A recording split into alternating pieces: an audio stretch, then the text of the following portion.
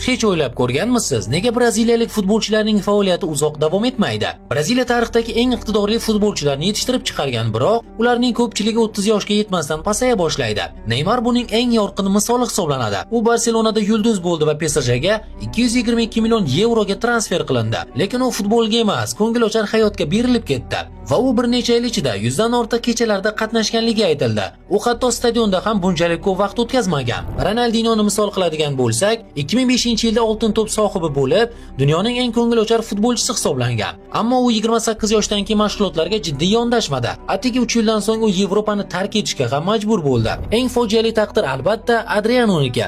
Inter safida bir mavsumda 27 ta gol urib, keyingi Braziliya afsonasi bo'lishi kutilgan edi, ammo otasi vafotidan keyin spirtli ichimliklarga ruju qo'ydi. Mashg'ulotlarini o'tkazmadi va qisqa vaqt ichida futbolni butunlay tark etdi.